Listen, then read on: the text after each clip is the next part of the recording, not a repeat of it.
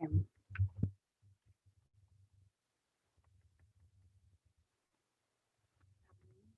Stop and stare by him. Yes. What? It was an impromptu stop and stare. Good thing I'm not recording, but we are live and we are streaming on YouTube. For those who are going to come back and watch the video, it's early Saturday morning. We have a lot going on today. We have our May birthday bash happening. We have a chicken run festival where we're building a chicken run to accommodate all of our chickens and our CSA. So I appreciate everybody who's coming out and is going to be here later on to do that. And I'm watching.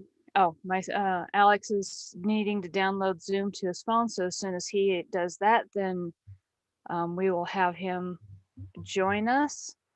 Who is messaging me? No worries. I gotta. Katie says they'll be at night here at 9:30. Okay, something that could have waited. So,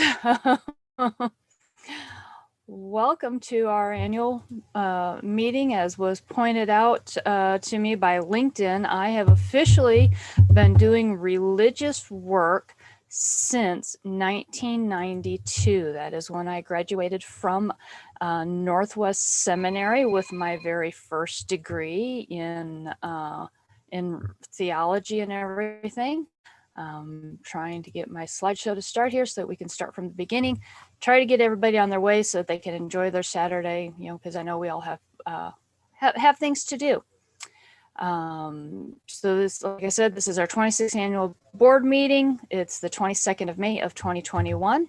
Our agenda is to give a brief history of the Haven of the Dragon, to do an introduction of our board members, to do an introduction of our advisory council members, which we officially added this last year. So I'm really excited about that.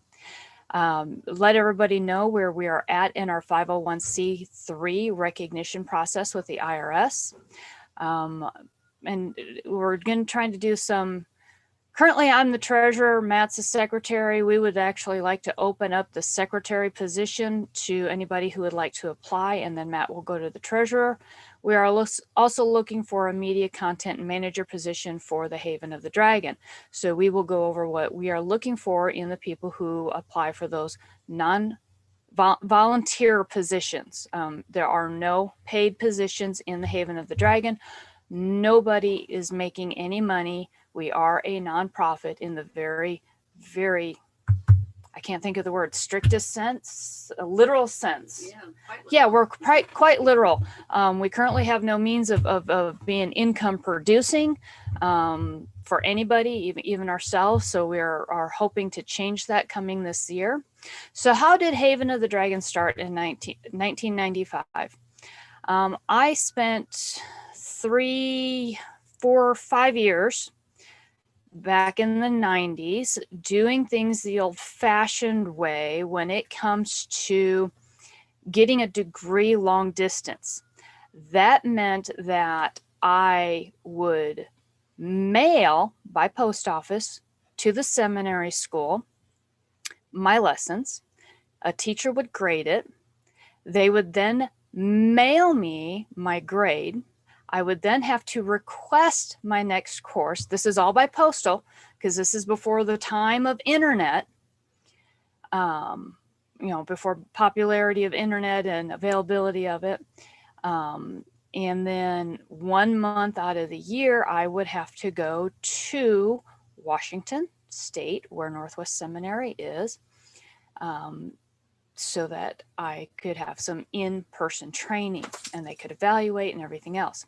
So come spring of 1995, I'm super, super excited. I have my ordination as a Baptist minister, looking forward to what it's going to do with my life and what it's going to mean for my life, that I could get away from law enforcement and I could pursue my goals and my dreams of being a servant in the most realistic sense of the word to religion and theology and philosophy, and when I had entered the seminary, they had recognized that I was very devoted into world religions, kind of being all religions, but we all came to an agreement that I would follow the Baptist, I can't think of the word, prescription, subscription, means of doing things and means of believing. Methods, that's it. Sorry, I'm having a brain drain morning. I have only had a little bit of my coffee, about ready to get my second cup, and that might make a huge difference. Oops. I don't know why I did that. I was trying to move this. There we go. Because that was annoying me. Wow. Control Z. Is that how I go backwards?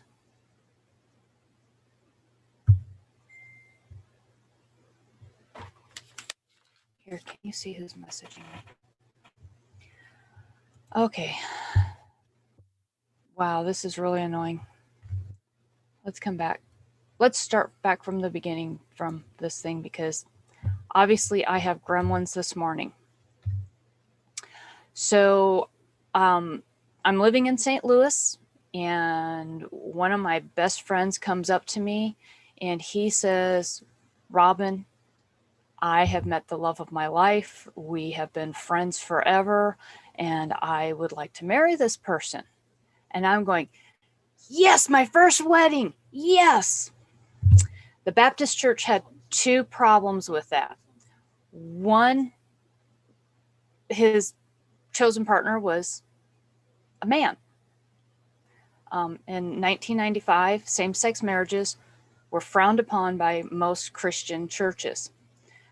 The second problem that a lot of our culture frowned upon, even as early as 1995, I mean, Sarah Alex is what, 26, 25, just that short ago, that the society also frowned upon interracial marriages.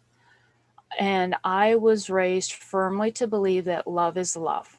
It doesn't matter your sex, your gender, your chosen, how you're born, how you identify, who you fall in love with, who connects with your soul is really what it's all about.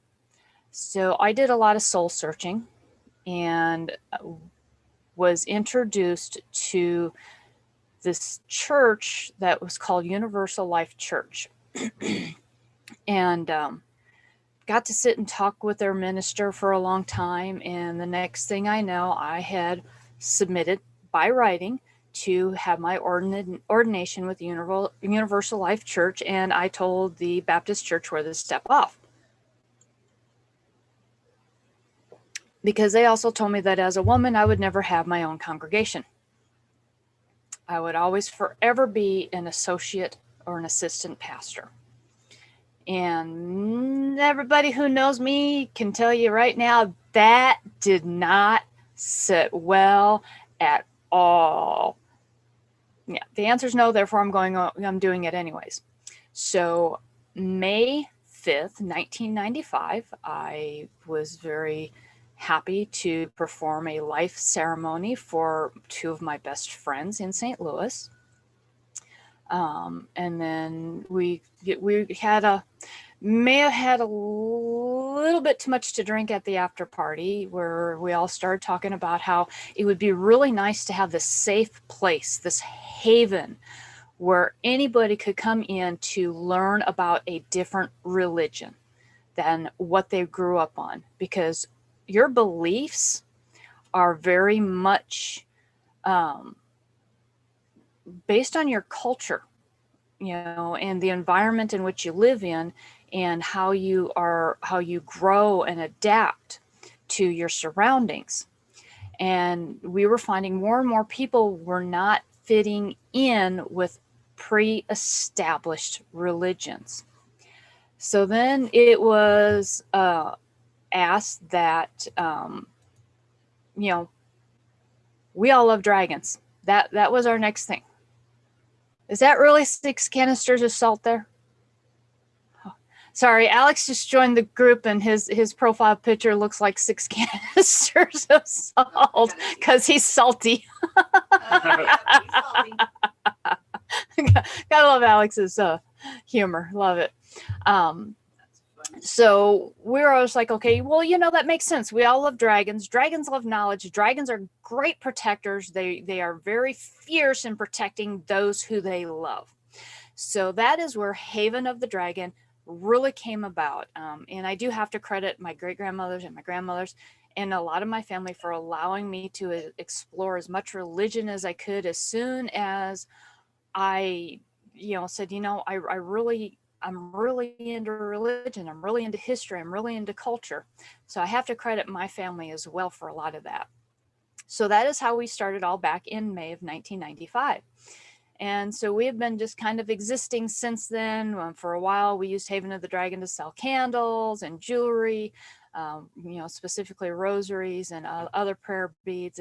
But so we've just kept evolving over the years, where we finally started adding in an educational component, because that is truly where a lot of us believe in is education.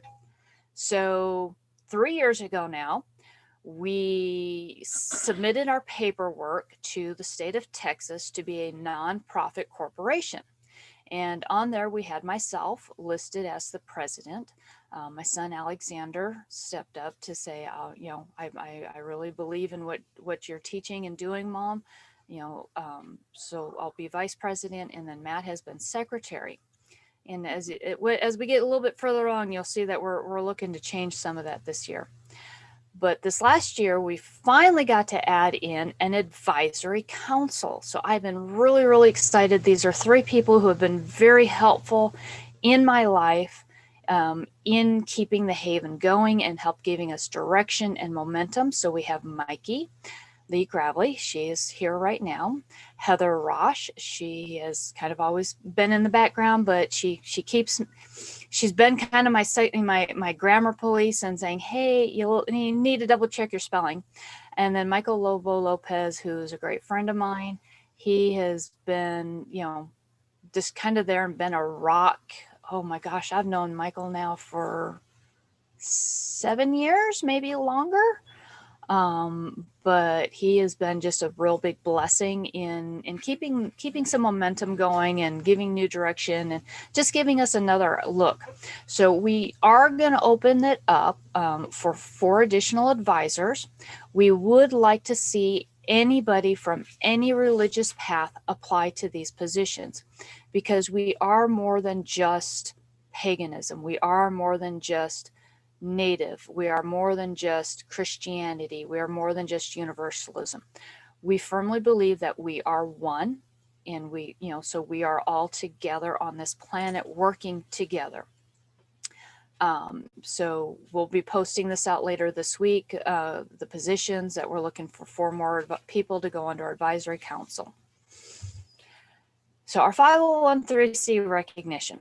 When we first applied to be nonprofit with the state of Texas, I went ahead and I'm like, yeah, let's go ahead and get this IRS knocked out of the way. And we applied to be an educational organization. And I'm like, all right, I can do this. I've got my degree in adult curriculum. I know how to build a curriculum and everything else. Then life hit. 2,228 pounds of it. That's pretty close. Yeah. Actually, to be more precise, I hit a cow who was laying on the road. And that was in 2016, but it took a couple of years before we really started to find out how bad did that cow hurt me. So I missed our deadline. We had 18 months for me to submit our curriculum, and I missed it. So I was talking with somebody who works with nonprofits, and he said, you know what? You've already been doing this for so many years as it is. Give yourself 3 years as an official nonprofit corporation, then reapply. keep excellent records. The fact that you're not making any money, you have no money in an account anywhere for the Haven of the Dragon. You don't even have an account for the Haven of the Dragon. But you may want to open one up. So we did all that, and we registered ourselves with the county. We've been paying our taxes to the county. We donate to the Haven so that all of our taxes get paid and everything. So this is our third year as a nonprofit corporation in the state of Texas, actually our fourth year, because we filed in 2017.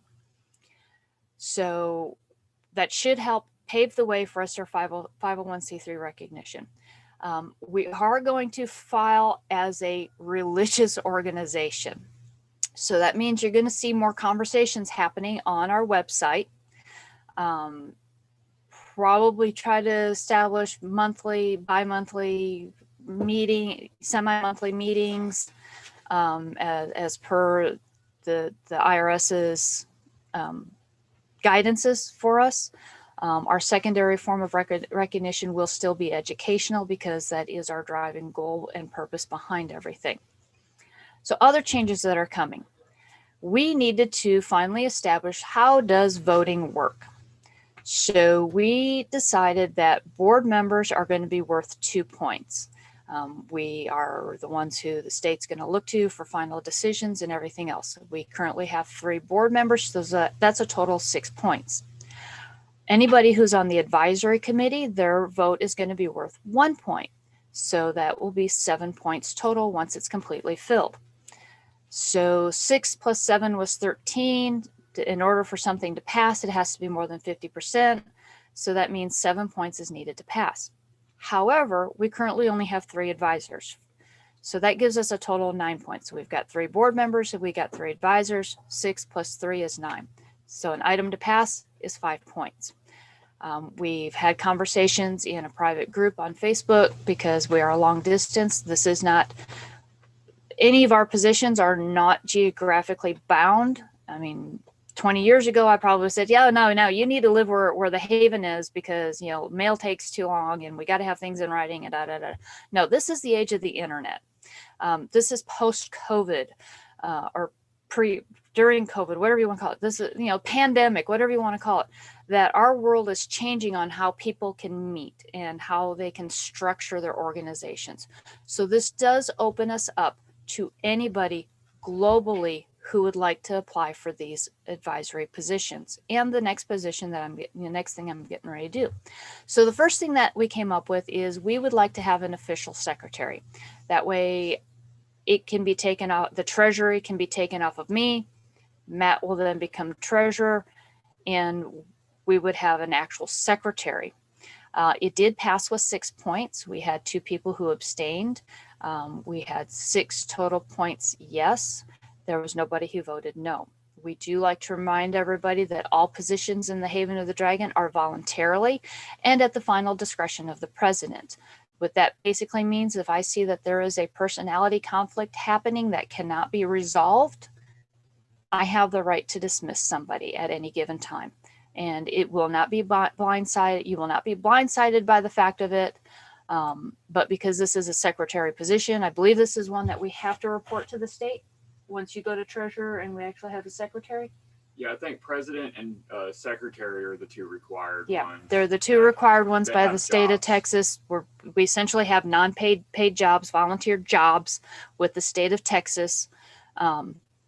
So we are going to be very, very particular about who we bring onto this because we do have to report to the state every year who our board members are. And I've already filed for this year.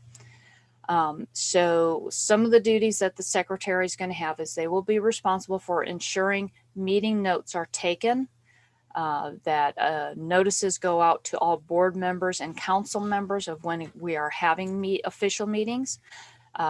Legally, according to our charter, we have 1 meeting a year. It's usually around Beltane at the beginning of the month of May, but because we're doing the May birthday bash, everyone agreed, let's go ahead and do it today. It will be open to anyone who has completed a certificate in nonprofit administration from an accredited college or university, or they have previous experience in running a nonprofit, or they are in process of completing a certificate course in nonprofit administration from accredited college or university. And I just noticed that the hands are blocking the information.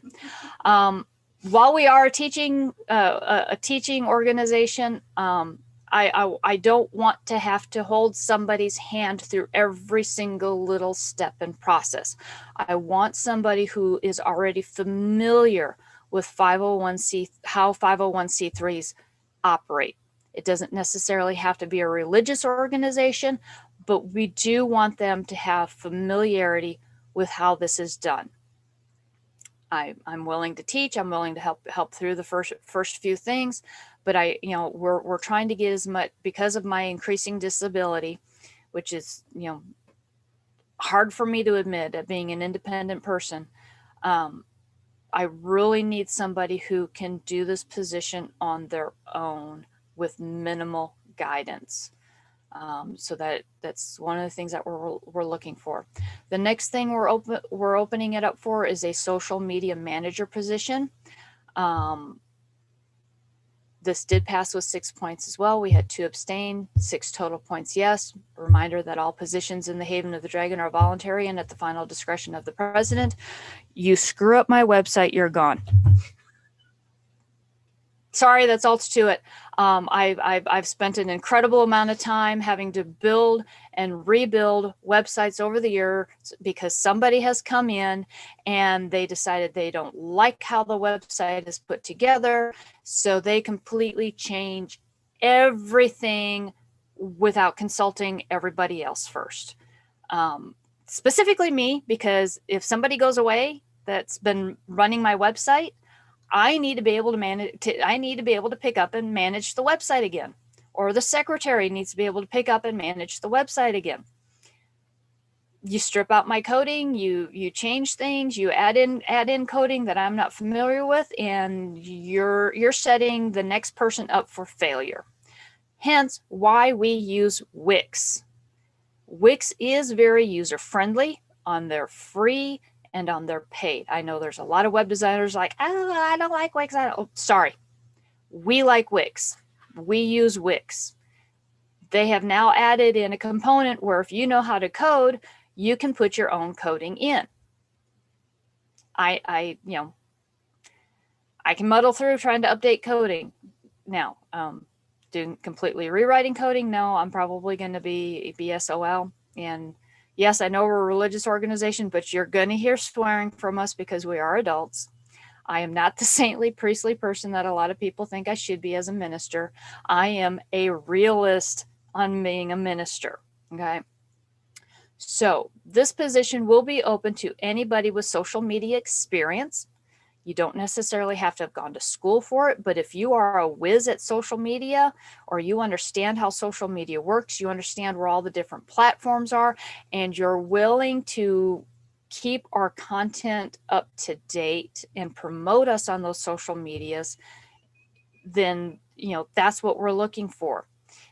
If you need a little bit of help in getting over some hurdles, we're all here. We're all a team to help each other. Like I said, you do need to have experience with Wix or be willing to learn how Wix works. Currently, our website is free. We are working with Guilds of Requiem, who is our sister organization, on means of which to pay for a website. So we will actually, instead of having this great big long URL, people will be able to go back to havenofthedragon.org and find us. That is my goal for this year, is to actually have a paid domain name. And even if it's the cheapest paid thing that Wix has, then that's what I'm going to do with it. We're also going to ask that anybody who is our social media manager and our secretary, who are, whether it's the same person or different people, that they assist with answering emailed inquiries. Currently, I am not performing any life services, but we do have many within our midst who do have their ordination through Universal Life Church or other organizations, specifically with our council willingly bringing in people from other religions. It's very possible that we may have some ministers, some pastors, some preachers, some fathers, some mothers, some nuns, whoever it is that finds their way to us. with us putting this out to the universe, that this is what we're looking for, that they will be in their own legal right able to provide life services. The only time that it is really a big issue is marriages. So depending on where a person is, some states required their ordination to be recognized, and we're not there yet to be able to ordain our own people. Future goal, maybe, 5-10 years, who knows. So that is everything that we have. And today, I wanted to keep it short, sweet, to the point. I kind of did really good in getting through that, even with our technical difficulties. We do have groups on our website, and it's Haven of the Dragon 7, the number 7, .wix.com/Haven of the Dragon. Or you can go to our Facebook page and there's a link. If you can't remember that long thing, then go to our Facebook page, Haven of the Dragon, and it'll link to our website. We do have several groups in there. We are in the midst of a traditional discussion of runes, and what that means is it will take us at least a year to get through discussing runes. But at the end of the year, you will have what we call a master set of runes. And what that means is that you have created runes at the appropriate time of year for a deeper meaning. You will have used a material, whether it be wood, glass, ceramic, clay, whatever. I had somebody who what was it that he had used? He had actually saved chicken bones from every single chicken that he processed. He saved the leg bone, and that was what he carved his runes into, because that was what was meaningful to him. And so that's what runes are basically are very much about. Any time that you are fortune telling for somebody, or divining for somebody, or divining for yourself, if what you're using does not have meaning to you, that you are not. I just saw those duck lips. I was doing them to Cletus. That's really important, and then to make sure that you understand the significance behind each rune. Make sure you understand the significance of the alphabet that you choose to use. I have a traditional Celtic background, so I do use Celtic Norse background, which we just did DNA testing to find out that I'm 49% Irish, 46% German, and the rest is a little bit of mutt. Including some unknown island in Greece, in the Mediterranean, some tiny little island that has a population of 100 people now. But yeah, so I'm a little bit Greek in there too. But I teach Furthark, and if you choose to use an alphabet different than that, you've got Theban, Ogham, oh my gosh, there's so many of them out there that if one speaks to you, I will help you better understand the significance behind each of the letters of that alphabet and how it works on your rune. And then when we are all done, we will talk about how you actually cast runes, how you can pull a rune. You can do a quick reading, you can do an in-depth one, but also help, make sure you understand that runes, like any divination, tarot, crystal ball, tea leaf, palmistry, I think there's over a dozen of them out there, means of divining. There's people who use candle flames, or people who, use water, scrying dishes to divine. A